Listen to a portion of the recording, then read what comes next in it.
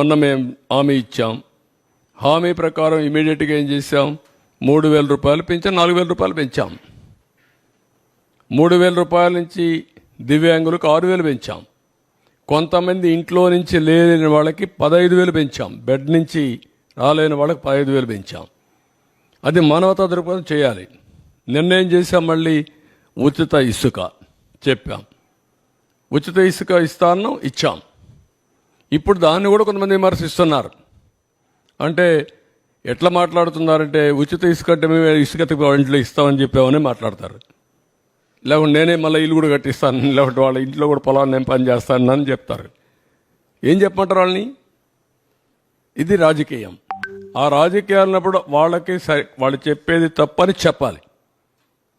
దీనికంటే transparent policy ఏమందంటే, జిల్లాలకు అప్పచెప్పాం, stocks అన్ని వాళ్ళకే ఇచ్చేసాం, అక్కడ ఇసుక తీయమన్నాం. ఏ నదిలో అయినా ఏ కాలువలో అయినా ఇసుకుంటే వాళ్ళ ట్రాక్టర్ ఉంటే ట్రాక్టర్కి, ఎడ్ల బండి ఉంటే ఎడ్ల బండికి నెత్తి మీద పెట్టుకోగలిగితే నెత్తి మీద పెట్టుకో తీసుకుపోమంటున్నాం. What more you want? మీరు పోయి ఎత్తపోండి, ఈయన కూడా పొమ్మనండి. వాళ్ళ ఊరికి పోయి ఒక ఎడ్ల బండి కట్టుకొని తీసుకుపోమని ఇంటికి. ఎవడొద్దన్నాడు?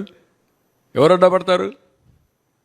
అలాంటి బుద్ధి జ్ఞానం లేకుండా చేసే వాళ్ళని ఏమనాలి? వాళ్ళని మనుషులు అనాలి. ఉంటే వింత పశువులు కూడా ఉండవు, మారిగా ఉంటాయి. ఇవన్నీ ఉంటాయి ఛాలెంజెస్.